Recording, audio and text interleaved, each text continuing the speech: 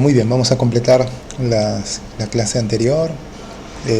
Seguimos con el tema de conducción estacionaria.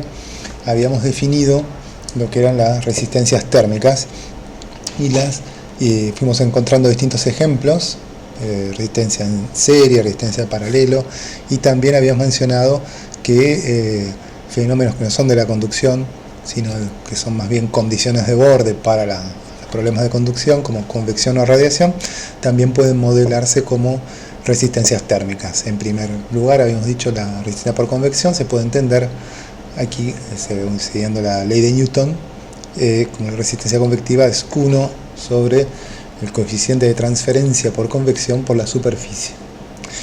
En caso de radiación hay que hacer una maniobra previa para encontrar una expresión tan simple, porque si no, sabemos que contamos con una expresión que va a contar a cuarta. Entonces nuestra intención es expresar lo anterior como una función en la cual aparece un potencial térmico, ¿no? Que señalo acá TW menos T2, y bueno, ese potencial térmico con esta descomposición queda afectado por una expresión que es función de la temperatura a su vez. Pero si las temperaturas, que son en Kelvin, recuerden, temperaturas absolutas, son cercanas, son altas y cercanas, se pueden aproximar con esta expresión simple de 4 veces, la temperatura media. Esta barra suele ser para el valor medio, TW más T2, G2, al cubo, ¿sí? Esa es entonces la expresión final para lo anterior. Otro caso de resistencias térmicas, la resistencia de contacto. Cuando tenemos, por ejemplo, dos sólidos, aquí en este caso con conductividades distintas, pueden ser iguales también, el espacio que se encuentra entre ellos, que está aquí representado, se modela como una resistencia térmica, dado que en estos intersticios, ¿no? la unión no es perfecta y tendremos un fluido. Bueno, en algunos casos podría haber vacío, pero de todas formas hay una unión imperfecta y se modela, y este modelo se hace a través de una resistencia de contacto que va con 1 dividido un alfa, un coeficiente de transferencia en esa resistencia de contacto por una superficie, que es la de referencia de ambos sólidos. Dependerá entonces, como ven, los parámetros principales será la presión en la cual se encuentran estas dos superficies, la rugosidad, y qué fluido tendremos por ahí, eventualmente también la temperatura, dado que el fluido y la temperatura, como ya veremos más adelante, es muy dependiente, ¿no? Lo que ocurre. Ok, bien, vamos a dar un ejemplo de aplicación de resistencias térmicas, como lo podemos extender para la definición de un espesor crítico de un aislante. Por un lado, consideremos este problema que ya se supone que ustedes lo tienen bien entendido, que es el de una pared plana, un par de paredes planas conectadas, y allí vemos que tendríamos una pared de un material, acá un espesor dado E, y otro que le agregamos, que es un aislante térmico, que tiene un espesor X. Entonces, como esto lo podemos plantear como resistencia en serie, el flujo de calor es el mismo, tendríamos una resistencia a la convección fuera, ¿sí? Entonces va a estar caracterizada por un alfa y una temperatura infinita, una temperatura del fluido sin perturbar. Y bien, entonces en este caso definimos las resistencias térmicas, una resistencia del primer sólido, del segundo, y la de la convección. Y entonces el serie nos resulta una resistencia equivalente allí, planteamos, que es la suma de las tres. Entonces, en este caso, si agregamos material aislante, va a ser más grande la resistencia, nada raro, por este lado. Pero, bueno, ahí, ¿no? Le decimos, subimos el espesor aumenta la resistencia, baja el flujo de calor, como ya vemos de esta expresión inicial. Pero ahí existe el caso en el cual tenemos superficies con geometrías curvas. Entonces allí tendremos que atender a que el cambio, el agregado de un espesor, va a agregar más área de intercambio, y entonces hace que tenemos una ecuación no lineal para la resistencia equivalente, que es la que observan aquí.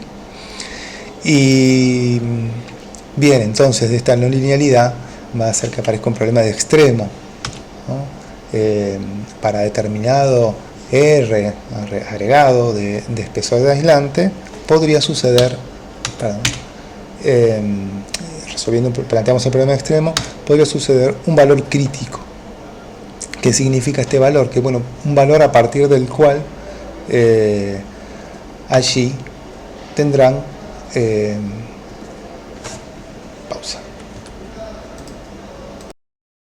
crítico va a estar dado porque podríamos estar en una situación en la cual el agregado de aislante haga disminuir la resistencia equivalente y a partir del valor crítico comienza a aumentar, ¿sí? Esto se ve más claramente, ahora veremos con un gráfico, ¿sí? Bueno, acá se resuelve la ecuación en el caso de un cilindro y aislante, ¿sí? Entonces va a haber el valor para el cual la resistencia equivalente es mínima, y en ese caso, justo si ponemos el valor crítico, tendríamos que estamos no aislando, sino que estamos llevando el sólido inicial a una situación en la cual tenemos más flujo de calor, ¿no? Todo lo opuesto. Este gráfico lo refleja bien. Entonces el caso que recién estaba mencionando es el de la curva roja, ¿no?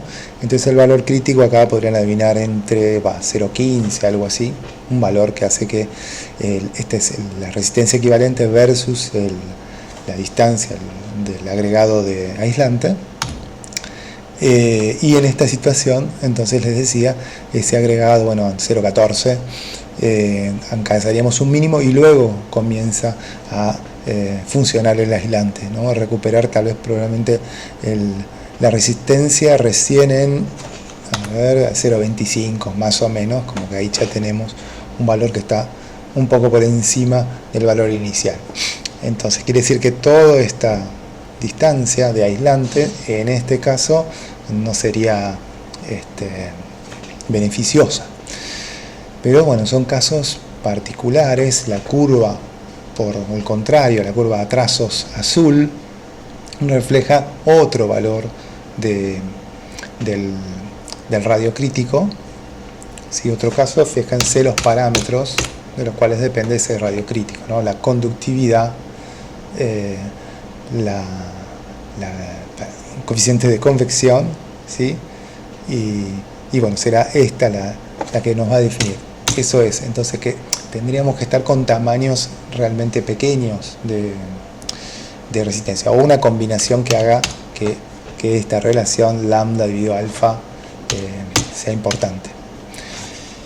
Así que para la curva de trazos, aquí no estaríamos en la condición. Justo que estaría sucediendo, que el radio crítico es menor que el radio del cuerpo inicial sin aislante, como que el radio crítico estaría por acá, por debajo, entonces no tendríamos justamente esa condición. Así que bueno, es un caso así curioso del espesor crítico en superficies curvas.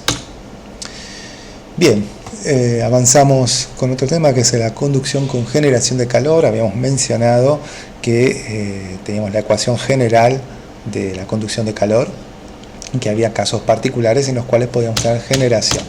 Recordamos, la ecuación es la ecuación de Poisson, que escribimos aquí. En este caso consideramos problema estacionario, o sea, no está el término de la derivada temporal, y como ejemplos pueden ser sólidos atravesados por corrientes eléctricas, reacciones nucleares o reacciones químicas, también un cuerpo que pueda absorber radiación. Esos en algunos ejemplos en los cuales esta ecuación de Poisson tendría tendría uso. Había un caso que habíamos visto alguna vez un ejemplo, que era en sistemas biológicos, en grandes paquetes de heno, ¿no? de forrajes muy grandes, ¿no? que se generan en su interior un calor. Y bueno, también puede ser interesante allí en eso para evitar accidentes el cálculo de estas cuestiones. Bueno, en el caso de una geometría plana no sería el de estos paquetes de forraje que uno tendría que tal vez pensar en geometría cilíndrica, por ejemplo. Pero la geometría plana es simple, lo muestro a continuación para que siempre tengan una solución sencilla a primera mano. Y agregamos, acá falta un puntito, QV. Es la producción volumétrica de calor, la podemos considerar constante, eso sería una simplificación fuerte de la ecuación de Poisson, pero no vamos a trabajar con otras. Y en ese caso, entonces, en vez de tener la recta que teníamos con la ecuación de Laplace, tendríamos soluciones de grado 2, ¿no? Polinomios con estas condiciones frontera que habíamos planteado, Dirichlet en una X, una temperatura en otra temperatura caliente, fría, y da lugar entonces esta expresión general de grado 2, en el caso de coordenadas cartesianas, a esta ecuación que ponemos aquí abajo, ¿no? Bien, no es necesario aprender las cosas de memoria y solamente a veces pueden reemplazar y ver, confirmar lo que tendría que resultar. Por ejemplo, que en un gráfico a veces esto termina siendo más sencillo. Por ejemplo, que si QV es igual a 0, tendríamos que recuperar el problema de Laplace, ¿no? Que sería la ecuación aquí, la línea recta verde. Y para valores de QV crecientes tendríamos este comportamiento que se aleja, que es el de la solución de segundo grado. Bien, acá está un gráfico, entonces la temperatura en función de la distancia con estas dos condiciones de borde tipo Dirichlet. Bien, un siguiente tema que entiendo que ya avanzaron algo en la práctica, pero espero que les sirva para afianzarlo, es el de aletas, ¿sí? Como vieron, las aletas son accesorios, superficies adicionales que se le ponen a cuerpos que intercambian calor, así típicamente, ¿no? en las paredes de intercambiadores de calor, evaporadores, condensadores, puede aparecer estos elementos, y que acá esquematizamos simplemente, ¿sí? Cuando la pared está rayada sería el cuerpo en cuestión que quiero agregarle superficie, y esta es la aleta, en este caso es una aleta así rectangular.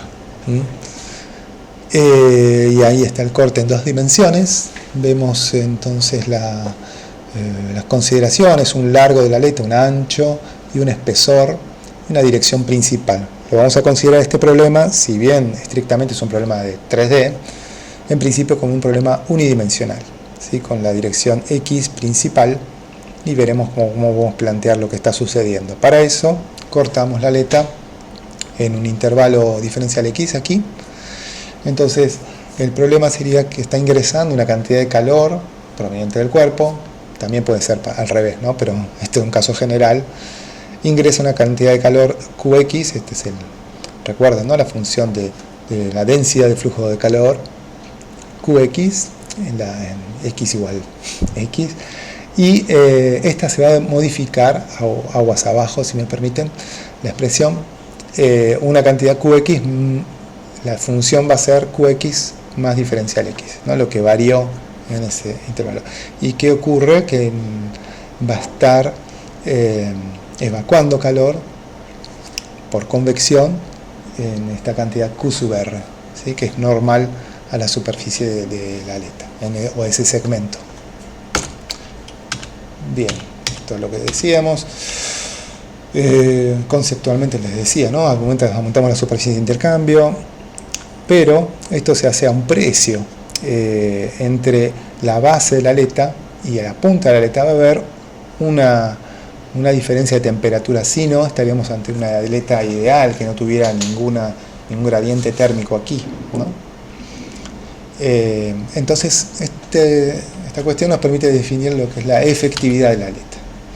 La aleta ideal resultaría como 1 dividido alfa, alfa es el coeficiente de convección, por la superficie, y nos quedamos ahí. Entonces estamos agregando más superficie, estamos incluyendo superficie de la aleta y sin costo. Pero en el caso de aletas reales va a aparecer una efectividad afectando a este producto, y es un número que va a estar entre 0 y 1, y el caso límite será el caso de eta igual 1, donde no tenemos este salto térmico.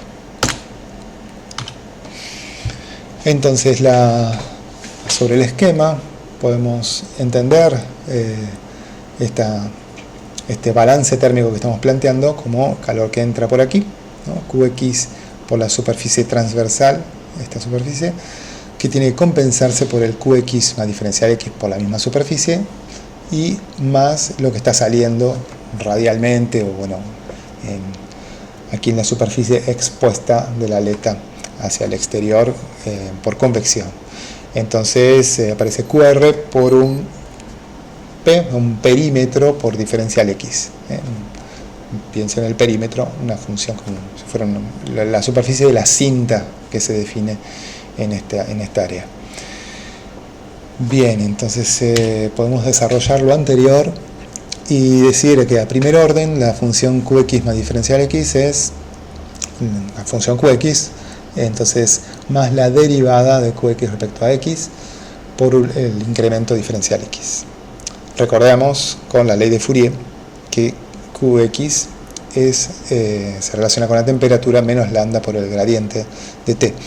Y bien, y que QR podría expresarse con la ley de Newton, la ley para la convección, que es el alfa, está la superficie además, pero bueno, esta es la densidad de flujo de calor por el delta T. Este T será una función de X, ¿sí? Entonces nos queda planteada a partir de esa ecuación 18, haciendo los reemplazos correspondientes, una ecuación diferencial, atendiendo, ¿no?, hasta que ponemos la ley de Fourier explícitamente. Nos queda una ecuación para t, ¿sí? Lambda st, la derivada segunda de t respecto a x dos veces, por el coeficiente de convección, por el perímetro y el delta t. La podemos resolver fácilmente. Para eso necesitamos condiciones de borde. Una de ellas será simple, ¿no?, que en la base de la aleta tenga una temperatura igual a la temperatura de la base del cuerpo de referencia, y por otro lado en el extremo x igual L podemos considerar las siguientes variaciones, ¿no? Poner una condición de convección, que es como la más complicada porque estamos poniendo una condición de borde que depende de la temperatura. Tendríamos que después ir a algún proceso iterativo para evaluarla, o alguna solución simple de transmisión nula, es decir que la variación de la temperatura en la punta es muy poca, ¿no?, que también corresponde a decir, como en aletas muy largas, que prácticamente tenemos ahí la temperatura del fluido, ¿no?, que lo que está saliendo de calor por la punta de la aleta es despreciable realmente.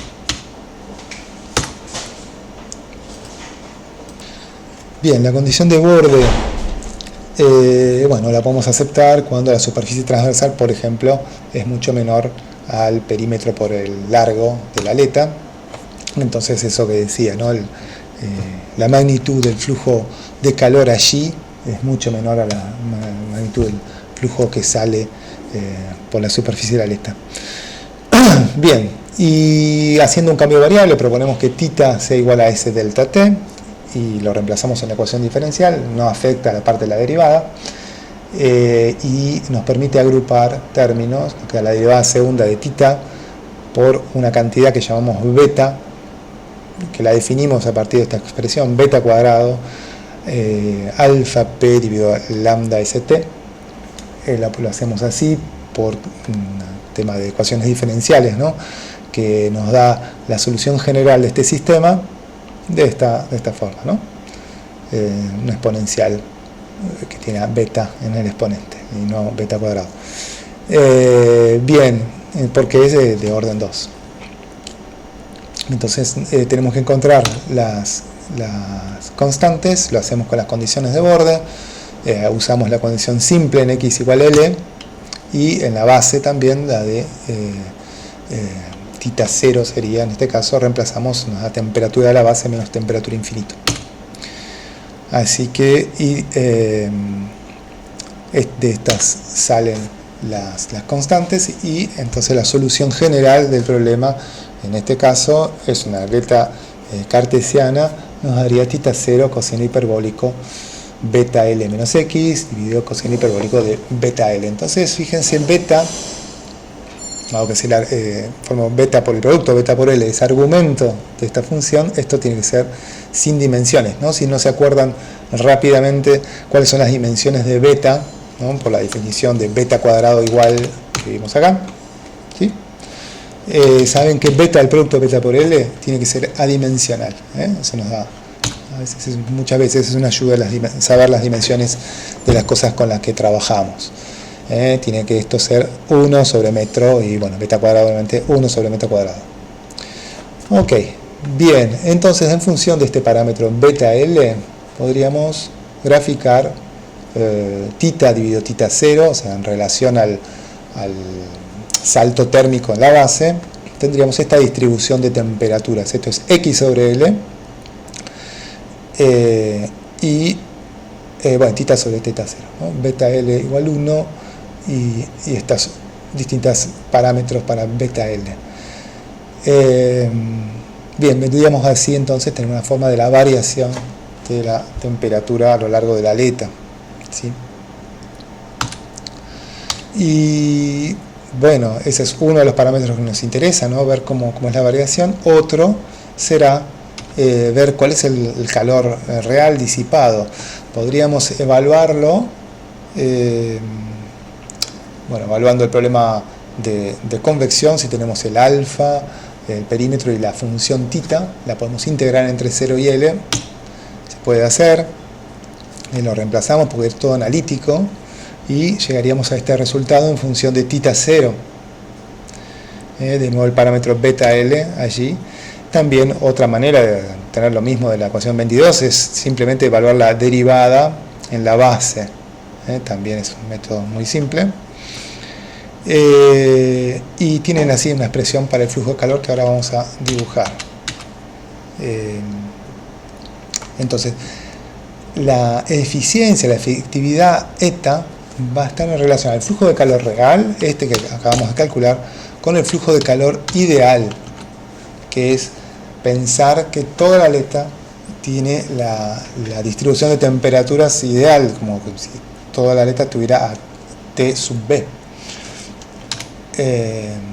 Bien, entonces aquí aparece explícitamente eta, entonces como relación entre el calor real y el calor ideal, ¿sí? Y esto se termina siendo la función tangente hiperbólica de beta L dividido beta L. Y si la graficamos eta en función de beta L, tendremos esta distribución para la función, ¿sí? Que es importante, nos está definiendo cuán efectiva es nuestra aleta. También va a haber un tema económico, ¿no? A la hora de diseño, ¿no? Pero es importante lo que extraemos desde este modelito de la aleta. Acá había pasado por alto un enlace que, si lo abren, les va a abrir un problema resuelto en Python. Ustedes pueden verlo. Ahora creo que en este sistema no me abre la pantalla, el vínculo enseguida, pero la pueden pispear. Es un problema de lo que está propuesto en la guía de problemas respecto a este tema, ¿sí? Para ver más, estoy seguro. Para completar el planteo de aletas, podemos hacer un esquema de lo que es globalmente el cuerpo y la aleta. Si hacemos supongan el cuerpo inicial es esto, bueno, lo que vemos hacia la izquierda de la figura, y lo que está pintado de azul es la aleta. Entonces yo podría así hacer un corte y mostrar la superficie del cuerpo menos la superficie agregada por la aleta. ¿Sí? Es esa S menos PL y PL. Bueno, ¿sí? Entonces así resulta un elemento que podría repetir a lo largo de todo el, supóngase, un intercambiador. Entonces me interesa ver cuánto de la aleta está representando en relación al problema global, ¿no? De un cuerpo grande. No tengo una sola aleta, es raro poner una sola aleta, sino un número muy grande. Entonces, bueno, la resistencia de aleta la sacamos, la resistencia térmica, ¿no? 1 dividido el alfa PL aleta, y el resto, que se llama el resto del cuerpo, será 1 sobre alfa por la superficie de ese resto, que la llamamos S menos P por L. Esta resistencia va a estar en paralelo con la resistencia de la aleta. Bueno, entonces trabajamos como una resistencia paralelo y podemos definir una efectividad total según esta expresión, S por eta total, sí, va a estar, bueno, en relación a lo que resulta de la resistencia paralelo, como S menos PL más eta PL. ¿Sí? Entonces, explícitamente nos aparece la efectividad total, considerando el cuerpo y la superficie aletada, lo que está en la expresión está 26. Vamos entonces con la nueva sección que trata sobre la conducción en más de una dimensión, en 2D o 3D. Y el primer problema que presentamos hacia modo cualitativo es el de una pared curva, ¿no? En el que proponemos una solución gráfica, la primera para tener algún número rápido, antes de abordar las soluciones analíticas. Entonces vemos esta pared donde la isoterma a T sub A está curva y la otra no. Allí están dibujadas, para ilustrar el método gráfico, este método rápido, tanto las isotermas TA, TB, como las paralelas entre ellas, se toman a equidistantes, y las normales, que serán las curvas isoflujo. Entonces se trata de dibujar, por ejemplo acá se dibujaron 4 isotermas entre ellas dos, y todas las isoflujos las tienen que cortar a 90 grados y bueno, se definen de esta forma una especie de cuadrados curvilíneos, que son los que vemos a continuación. Ahí están individualizados, hicimos un zoom en alguno de estos cuadraditos que tendrán lado x1 y 1, que aproximadamente, al ser cuadraditos, son 1. Y entonces podemos plantear una ecuación de flujo de calor como si fuera un problema unidimensional, ¿sí? Entonces tendríamos menos lambda por la superficie, que venía dada por I1, dividido por el delta, el espesor, que sería el x1, un valor que vemos que lo podemos aproximar bien con 1, y el salto térmico, que en este caso sería en la diferencia de temperaturas entre una isoterma y otra isoterma. La podemos llamar en forma genérica T sub n más 1 menos T sub n. Bien, esto mismo se podría hacer más adelante o arriba abajo, pero bueno, el Q sub I dentro de dos líneas isoflujos será el mismo. Son como tubitos, si me permiten, en los cuales tenemos el flujo de calor Q sub I, que es constante. Así vemos que, dado que el salto térmico lo elegimos aproximadamente igual, tendríamos que sería directamente esto delta T sub J, un valor uniforme, por menos lambda, porque las dimensiones de los cuadraditos. Y por otro lado, si uno quisiera entonces sumar todos estos tubitos de flujo de calor, tendría que hacer una suma de igual 1 hasta n filas, y sería una especie de integral, ¿no? Todo esto en forma discreta, y así resulta menos lambda, que lo sacamos fuera de esta sumatoria, dejamos el T sub J adentro, y bueno, directamente termina siendo n por T sub B menos T sub A dividido J, que sería el salto T sub J, y es una forma muy rápida, ¿sí? Acá nos quedaría J dividido N como una especie de resistencia térmica, ¿no? Bueno, perdón, lambda, a ver si está explícita, perdón. Bueno, no está explícita, J dividido n lambda, ¿no? Nos quedaría la resistencia térmica que estaría que nos relacionaría entonces el flujo de calor con el salto térmico entre estas dos superficies curvas. Ven como la cuestión geométrica n y j la estaríamos haciendo ingresar con este método, pero bien, es puramente cualitativo para que vean que el planteo es esencialmente el mismo, ¿no? Un delta T, un flujo de calor y una resistencia térmica que será un poco más complicada. Entonces vamos a ver métodos, primeramente los métodos analíticos. Vamos a repasar la solución de Fourier de un rectángulo con condiciones de borde. Esto lo vimos en la primera clase, este problema lo vimos en forma cualitativa. Ahora vamos a darle un poco más de detalle. Se trata de un rectángulo que se encuentra una cara a la temperatura T1 y las restantes a la temperatura 0, ¿no? Acá entre 0 y B, entre 0 y A, ¿no? Las X y la Y, y entre 0 y B para X igual a A también, ¿no? Son 0. Permítanme mencionar que, bueno, este problema lo podemos resolver. También lo trató Joseph Fourier, como les había mencionado. Ustedes tienen acceso a la obra de Fourier, ¿sí? Está la teoría del calor, tal como él lo publicó en 1822. Creo que había encontrado justo la página, pero está por acá, la página donde él propone una solución que es una serie de términos trigonométricos.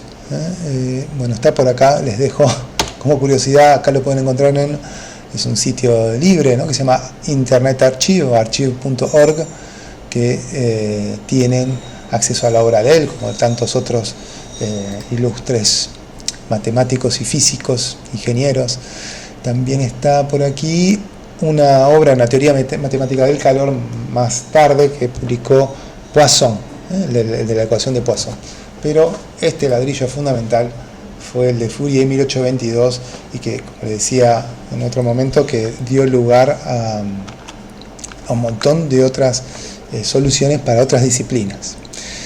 Bien, entonces trata de resolver la ecuación de Laplace en 2D, que es esta.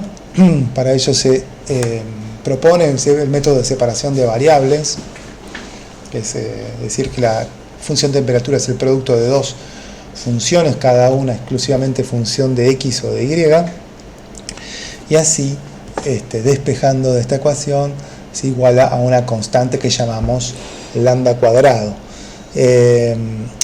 ¿A dónde nos va a conducir esto? Que vamos a encontrar soluciones para X, Y, y van a aparecer unos valores propios que ahora vamos a detallar a continuación. Bien, decimos que las ecuaciones tienen soluciones generales, estas dos, ¿no? X segunda sobre X igual a una constante, Y segunda menos Y segunda sobre Y igual a una constante. Difieren que son dos exponenciales, una que será exponencial compleja, que da lugar a términos entonces trigonométricos, y la otra queda con las exponenciales, y aplicamos las condiciones de borde que dijimos, ¿no? de cada región. Entonces en X igual 0 nos va a determinar el valor de B, ¿no? De este coeficiente, que resulta 0 para este caso, que E será igual a menos D en la ecuación de Y, y aquí en X igual a, reemplazando, ¿no? Es la ecuación que resulta, lambda por A, habíamos, si igual a menos D, bien, nos queda menos 12 de seno de lambda A, seno de lambda, seno hiperbólico de lambda I igual 0. Entonces, para que esto resulte siempre cierto, seno de lambda A tendría que ser igual a 0. Eso es lo que resulta de la condición de borde. La forma en la cual esto puede darse siempre es que lambda sea n-pi sobre A, ¿no? Con n perteneciendo al conjunto de los naturales. Entonces estos son los los valores que llamamos autovalores o valores propios serán el coeficiente de estos lambda sub n. Entonces, fíjense, se puede escribir ya pensando en que tenemos una cantidad de lambda n como t sub n de xy, producto de x por la función y, como a sub n por el seno de lambda nx por el seno hiperbólico de lambda ny. Esto tiene que satisfacer la ecuación de Laplace. Entonces, como es una ecuación diferencial lineal, la suma de cada una de las posibles t sub n tiene que también satisfacerlo. Entonces tenemos la suma de a sub n lambda nx seno de lambda seno hiperbólico de lambda ny. Esta es la solución general. Nos queda por determinar cómo son estos a sub n. Para ello vemos la condición que en la que nos quedaba, ¿no? la condición de valor finito t sub 1 en y igual b entre x comprendido entre 0 y a. Entonces reemplazamos. Entonces aquí tenemos que y es igual a b, entonces seno hiperbólico de lambda n por b. Esto nos queda una constante que está multiplicando el seno de lambda nx. Bien, a esta nueva constante le cambiamos el nombre y le decimos que son a sub n.